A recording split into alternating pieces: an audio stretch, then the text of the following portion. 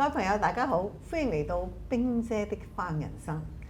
哇，今集咧就好特別啊！平時咧，我邀請上嚟嘅嘉賓咧，就當然係好朋友啦，或者朋友啦。呢兩個咧，我唔可以稱為朋友，我哋咧有關係嘅嚇，非常關係。我點講咧？我哋係啲即係如果文雅啲咧，就係姑嫂族理，族理都唔要讀錯音你話唔知族理。其實呢個係陳嘉齊小姐，陳以明小姐。嘉齊咧就係我嘅弟婦，即係我弟弟嘅太太啦。以明咧就係嘉齊嘅妹妹，即係我弟婦嘅妹妹。係啦，咁我哋全部都有千絲萬縷嘅關係，所以特別小心，因為我哋經常會見到嘅。我哋喺好多家庭嘅聚會咧，都會碰面啦。係啊，嘉齊咧就離開咗娛樂圈咧就好多年啦。好多年。以明都係嘅嚇，咁啊好低調。咁我啊捉佢出嚟有幾個原因，因為最近咧。哇！你知一啲賀歲片咧，有出叫《夜王》，就講當年啲級女嘅。一諗起夜王就諗起我啦。哎呀，真係犀利！係啦，唔係靚妹仔第三代。冇錯啦，靚妹仔。咁啊，陳嘉齊咧就係靚妹仔系列電影嘅第三代，第一都係麥當雄嘅電影啦。麥當雄啦。第一代係邊個啊？死都唔記得名添喎！係出國嗰個咧，嗰個阿美人，唔係溫碧霞，溫碧霞第二代，係，所以咪問你第一代係郭碧琪，係啦，適應咗㗎啦，係啦，你真係好嘢，係啦，你咁講，我係電影歷史㗎嘛，第三代咧就係陳嘉齊，同埋你個仲有位吳文玲，係吳文玲小姐。銷聲匿跡啦，即係我都揾唔到佢。係啊，其實佢都算係級女喎，係嘛？我記得佢都拍過一部電影㗎。佢拍咗部《天馬》，係啦，《天馬一夜情》。天馬係咪講級女㗎？唔係。又唔係喎，講跳舞嘅，嗰期興跳舞嘅。咁我又好中意，係啊，我又好中意跳舞嘅。嗰期係同啲舞有關嘅。你嗰啲西片咧，又係講緊跳舞嗰幾出戲嘅。OK，其實我都有個藝名喎。係咩？其實我呢個藝名咧。叫做生微，就唔係因為演藝界而設嘅。點解我唔知嘅？係啊，我都唔知喎。其實我今日爆，其實我今日會爆好多嘢嘅。有啲先講先。陳以明咧就係90年代，佢係國泰航空小姐冠軍。Miss Interline，跟住就走去咧就係參加呢個亞洲小姐，又要亞洲小姐，又贏咗最完美體態啊，最上鏡，又贏咗最上鏡小姐。而家係圓碌碌嗰個圓啊，都唔係，都好圓，兩個都好靚。哦，唔係，過獎過獎嘅，真㗎，冰姐過獎，好過我好多。哇！你咁樣講啊，唔係啊，好靚嘅啲皮膚。冰姐我哋日行一善嚇，唔係，我哋一陣先講天馬，因為我要點解咧？因為而家夜王咧就。你知唔知近年咧，其實好多原因嘅。我其實喺夜王變咗椰王。係啊，其實喺我節目裏邊咧，我都講過兩集關於 club 嘅。因為咧嗰個大富豪咧喺前一兩年咧就重開。係啊係啊。突然間咧係好大件事，係個新聞嚟㗎。係啊。但係開咗冇耐咧。又執翻，又執一粒冇人去。咁我唔知有啲某種原因，好似係啲股東方面係唔點解？佢哋話方針唔同啦。係啦，咁啊，梗係咁講㗎啦。如果叻嘅，你咁都知嘅。我而家有啲商業嘅 sense 㗎。真係係啦，咁突然間咧，本來呢個啟業又閂翻。咁我曾經咧都即係同大家講過下，因為80年代咧，大富豪啊、中國城啊，好 hit 㗎嗰陣時，都好 hit 㗎嘛，好 hit 好 hit。咁好啦，咁跟住咧，而家突然間有一部賀歲片，就見到即係嚇黃子華做爸爸生嚇，係啊，鄭秀文做媽媽生，我就係你講緊嗰個係啊，管理班好多女嘅，咁我就覺得冇理由嚇，我就見到陳嘉齊。陳嘉齊而家退咗休啊，翻嚟香港啦，嚇回流啊，合回流啦，咁我冇理由，呢個係第一代嘅級女，咁係要講下啦。喂，你講下點解你當初會拍呢個？其實當初係你記唔記得永佳嗰陣時你簽我嘅？記得，我記得啦。咁其實拍呢個係借人嘅。哦，係咩？但借人我唔知喎，係咪借人我走咗啦已經？我唔知你係咪走咗？唔係經理批准，無從稽考。但係你點解會入行嘅先？其實當年入行係做廣告，係就識得阿蘇佩。咁阿蘇佩就揾我話，誒，因為佢有幾個甩底。我以為你係星探發掘。唔係，阿蘇佩係我個 best friend 嚟嘅。係。咁佢係做製片，咁佢係阿 Sophia。咁佢就話誒Kitty 幫下手啦，有幾條女甩底啊！我有場戲咧就需要幾個女仔喺個 disco 裏邊，就係俾阿陳友啊、阿倫啊，即係去撩嘅。撩啦，咩戲啊？嗰係咩關繼盛係嘛？好似君子好逑。哦，OK，林青霞嘅。啊，咁啊好啦，咁啊去玩啦，咁啊玩咗之後，跟住就永佳就揾我拍第二部啦，就係叫《伊人再見》。係啊，咁啊《伊人再見》就簽合約。記記得啦，係咪啊？因為有個樹磚你拍完《伊人再見》之後咧，陳溫琪咧又同我講，因為嗰陣時我入咗永佳做製片嘅。喂，我有部戲咧，即係我愛金龜婿啊嘛，就我負責做製作嘅，需要好多女，好多女。咁於是咧就介紹咗其中一個就係 Kitty 啦，我就係咁樣識佢嘅。咁啊，就我就簽咗呢一紮咁嘅妹妹仔翻嚟。係啦，咁嗰陣時就亦都係金龜婿咧，就識咗你細佬。冇錯啦。啊，咁啊真係金龜婿喎！我掉咗條金龜婿。咁型啊！真係好離譜。我係金龜婿咧，就咧。有冇開續集啊？我都去行下先得啦。我細佬搞走佢之後咧，我都冇。係，我記得我金龜婿咧有20-30個女仔嘅，嗰出咧就係魏淑君。水磚。啊，唔係魏淑君，唔係。嗱，你講個台灣嗰個呂秀玲，呂秀玲係呂秀玲。呂秀玲，咁同埋仲有呢一班女仔咧，就一齊講佢哋去釣金龜。咁咁啱有一晚咧，就我細佬咧就佢喺紐約翻嚟，就同埋嗰班朋友。嗱，老實實講少少，我細佬咧做警務人員嘅，咁佢啲 friend 同佢都係，就個個咧就好高好大隻。咁樣咧，佢就嚟探我，因為啱攞機。阿姐夫比較瘦嘅喎，好大隻咩？佢嗰陣時成日有做 gym 6尺高，好大隻。咁咧，佢哋4個男人一行入嚟，4個都好似竹星仔咁。就咁啱我嗰晚咧就拍緊場戲咧，就講啲女仔開 party 嘅。係啊！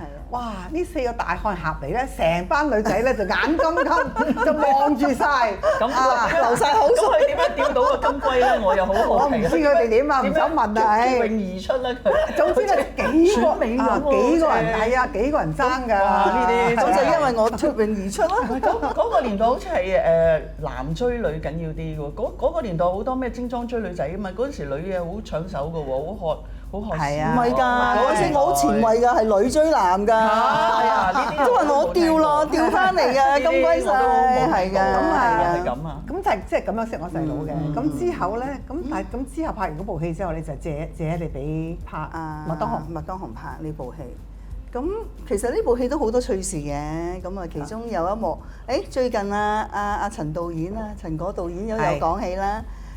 關於呢部戲裏邊，其中佢學識咗嗱，呢個我要講啦。係啦，其實咧，係我講俾你聽嘅。咁啊，我而家帶翻你講翻出嚟。我有日咧就見到阿陳果咧，就喺一個 YouTube 嚟有一個阿文俊呢個節目啦，就講就唔知點解咧講偷雞，話拍電影都要偷雞嘅。佢點解咧？佢點學識偷雞嘅咧？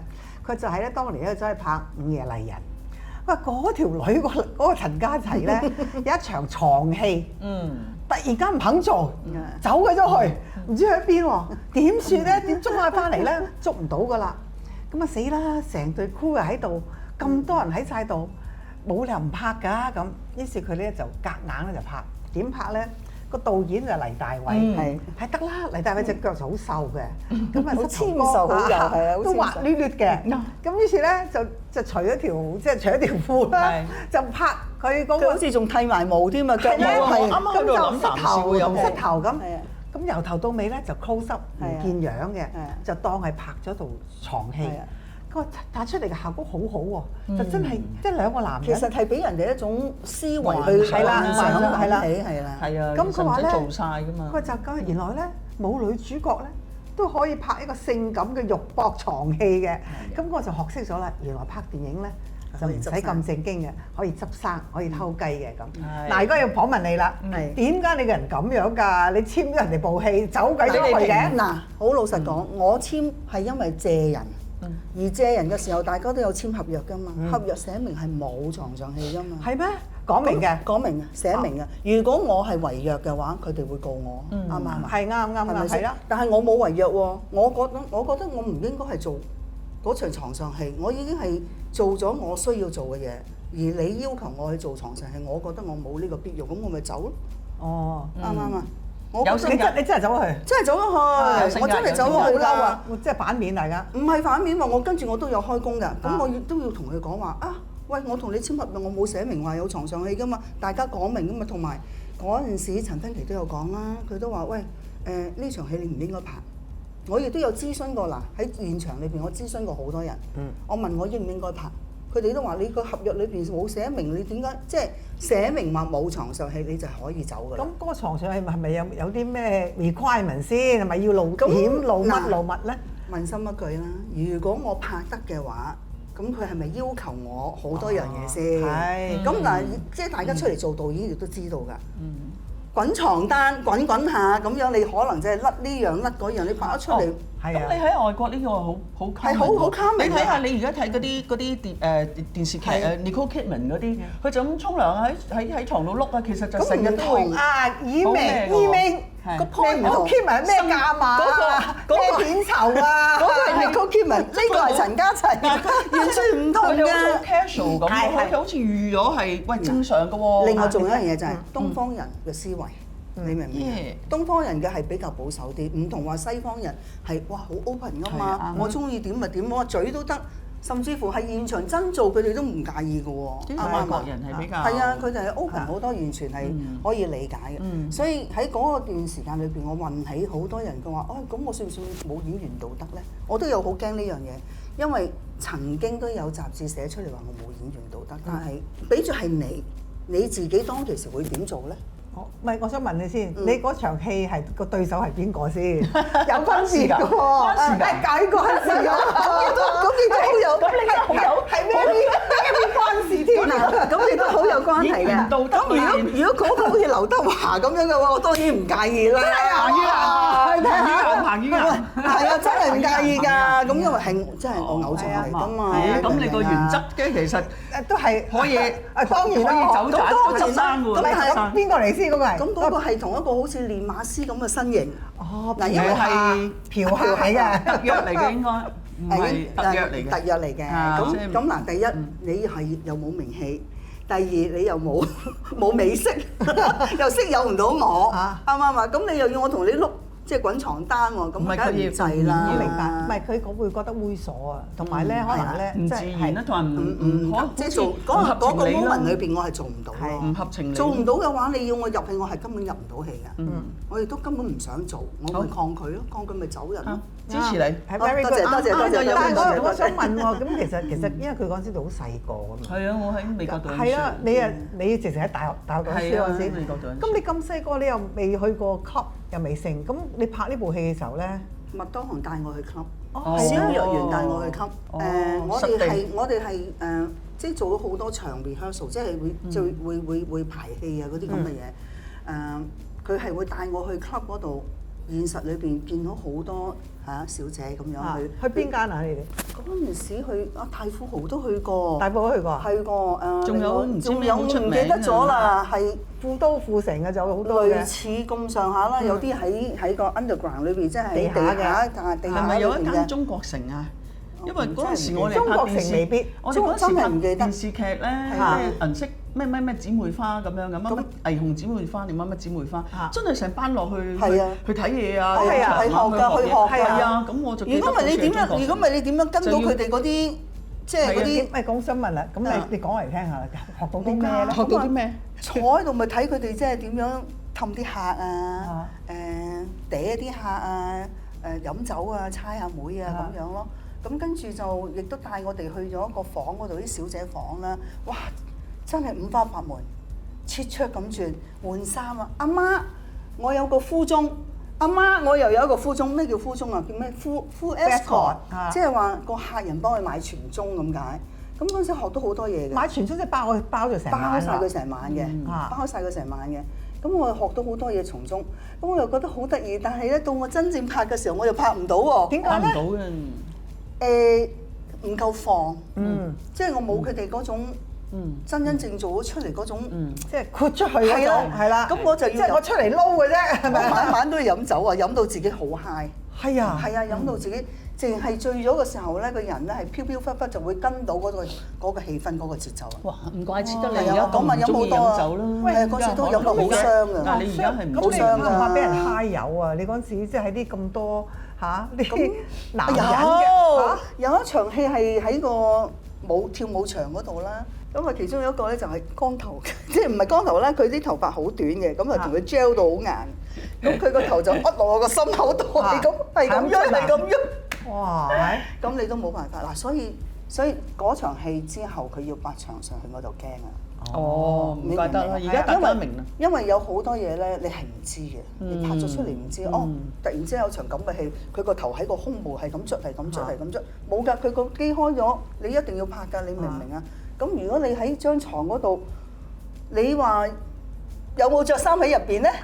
為導演會同你講，你可以唔着衫嘅，你可以你黐膠紙，你即係防走光甩下會甩到出嚟嘅啫，啱唔啱？啲膠紙有幾實啫？咁你床單碌下你就會碌開㗎啦嘛。咁你都啱，你都咁如果你真係拍咗出嚟，咁點咧？保護自己幾好嘅，都係要保護，都係要嘅，我覺得。因為當年都有什麼鹹豬手啊，各樣事件啊，鹹豬脷，鹹豬嘢都有，鹹豬手、鹹豬脷都有啊，有㗎當年。咁你我都唔係好想見到呢啲，唔係我 personal 嚟啊。新春大吉，豬頭手是但啦，乜都出晒。你唔好講，其實鹹豬脷我試過。係咪係咯？有㗎，仲要係仲係電視劇啫喎。係啊，即係其實講，即係我即係唔講邊個啦。咁即係本講到明咧，其實大家咧個嘴係點掂嘅啫。但係而家一掂咧，佢就成條脷出嚟咁，成條脷突入去。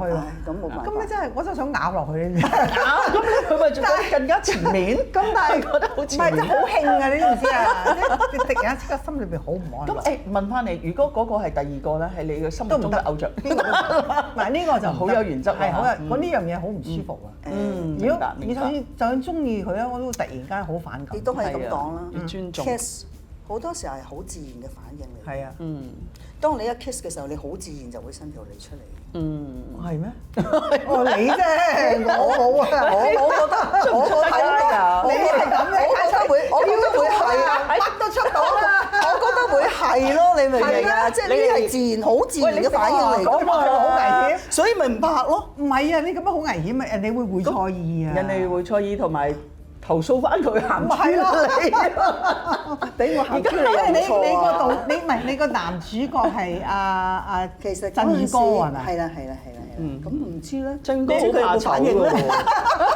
咁你點樣培養感情啦？咁嗰陣時飲酒咯，真係啊！係啊，真係。大哥飲酒，佢好似冇乜點飲，係我飲。佢不過佢好怕醜，我覺得咧好多時候拍呢啲係佢好怕醜。唔係嗰係新人啫，而家我唔算佢怕醜啊，咁我又知啦。嚇！嗰陣時係我要飲酒，我飲到好 high 嘅時候就會比較放啲，咁啊可能帶到大家即係可以做咗場接吻嘅戲，係啦，接吻嘅戲，係啊，咁但係就你話有冇反應我就唔知啦。哇！你哋講到我都有啲熱啊，真係，我都流汗啦，開始。哇！聽下古仔都咁犀利。即係講起午夜麗人咧，我要講下就係嗰首歌，因為嗰首歌咧就真係 hit 得好犀利。劉美君真係好嘢，係啦，好 touching 嘅，好 touching 嘅，因為佢有兩句歌詞咧，因為當時佢都好後生，好細個，好細個係，應該係20歲出頭，到嘅啫，係啊， 20到嘅啫。咁我仲記得咧嗰陣時咧就啲人講就話佢咧好叻嘅，佢係當時係製片係咪？佢定係助理製片啊？好似喺香港電台有拍劇咁樣㗎。佢嗰陣時已經出嚟唱歌㗎啦。係咩？未啊！呢個就第一首歌嚟㗎喎。定係 DJ 啊？佢係 DJ。我唔記得咗，總之我記得係佢係製片嚟嘅。我記得嚇，佢就係助理製片啫。好似。再係咁就係因為佢或者佢老公啦，同阿毛當紅佢哋有啲關係咧，好熟啦咁。佢就係咧就當時佢哋揾出主題曲，咁啊梗係咧就唔夠 budget。今日得幾千蚊嘅啫，咁啊劉美君就自薦我去搞，總之我包埋製作，咁結果咧佢就唔知揾人作曲定乜嘢啦，就曲應該係韓國一首歌嚟嘅，係啊，咁佢就攞嚟咧就自己填一次，填一次，跟住咧就自己唱埋，但係個詞真係好好，係就自己製作埋，係我聽講咧話佢好叻好犀利，因為當時佢都係新人嚟嘅啫嘛，佢個思維好，呢首歌咧佢成拎到去廟街，佢就企喺條街度唱啊，幫手埋唱同埋推銷，即係嗰啲鋪頭買啦咁啊。結果呢首歌就唱到真係街知巷聞，係真嘅。係即係好似所有級女咧，係啊點啊？J 傻痴痴，係啊點啊？J 唔知記得係乜嘢？唔係，但係最後唔係有兩個歌詞我寫低咗嘅，係點樣話？我甘願傻痴痴。唔係，佢係誰願意身體每處任撫摸？誰願意半點朱唇吻千個？即係呢啲咁樣嘅歌詞咧。後嚟真係後無來者喎，同埋佢點解會有啲咁樣嘅人生經驗？唔係就係話寫得出咁嘅詞，係咯，都好似冇佢個冇聽嘅喎，係咯，但係我都好好奇。係啊，即係話佢幻想力好高咯，想像力高，好嘢，係佢嗰個思維係好，佢個思維係啊。咁而呢一部戲裏邊咧，嗰陣時就出到街咧，去 disco 玩啊成啊，咁啊有啲女仔走埋嚟，佢嘉齊，你知唔知呢部戲我睇咗3次？係啊！佢哋話好感觸，佢話即係講盡佢哋做母女嗰個心態，好凄酸啊！真係，即係同人哋瞓啊，同人即係會俾人錫又俾人摸啊，晚晚要飲醉酒啊，佢話真係做得好好，係嘛？係啊！佢哋嗰陣時就讚得好緊要。我想問下咧，咁另外一個女主角阿吳文玲而家去咗邊？知唔知啊？我真係唔知啊！係啊，其實自從拍完呢部戲之後，我都已經揾唔到佢啦。哦，係咩？我都見唔到佢話有其他製作出嚟。係啊，係啊，即係可能我同佢唔同，我就簽咗永佳啊嘛。係。所以我永佳裏邊我都不斷都有啲戲出下咁樣啦，跟住又係借人啦，借咗俾阿鄧光榮啦，拍猛鬼差館啦，係啊，成日都俾人借咗出去。猛鬼差館係佢哋拍嘅，猛鬼差館就好多人，嗰陣時同好多人都好中意啊呢出戲。係啊，第一部就係同阿學友同許冠英，係啦，同阿英啦，阿英係一個真係好大細路。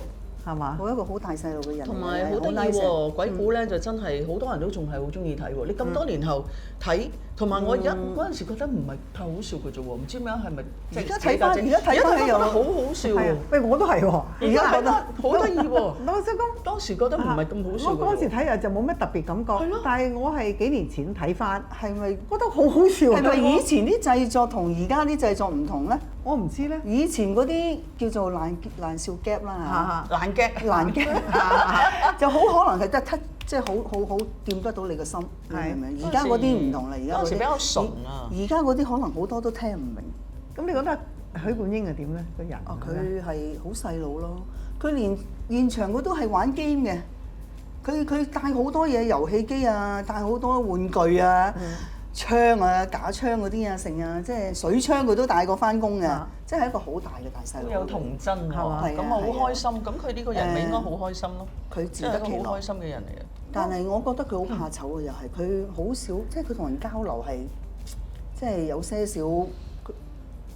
我覺得佢係有啲同人交流裏邊有啲障礙嘅。係啦，係啦，佢唔係好識同人傾偈嘅，所以佢就係比較係好怕醜、好沉默嘅一個人嚟嘅，即係成日都。但係佢都好受歡迎㗎，好受歡迎。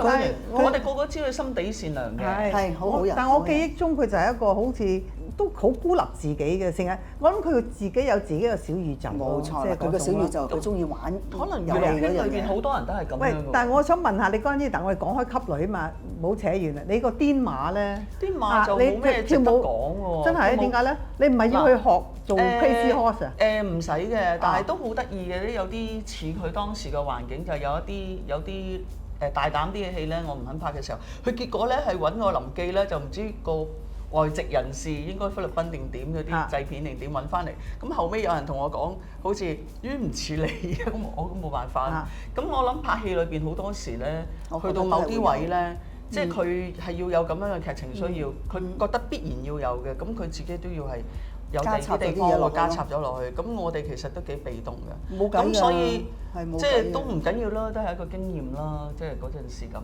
咁但係本身咧係拍電視劇先嘅，不過今日咧，我覺得個緣分咧係好開心。其實想講翻咧，我同佢未試過同台出現嘅，真係咁多年未試過。你問下，未試過，從來都冇試過。訪問託你個鴻福，拍劇拍乜嘢都好咁講。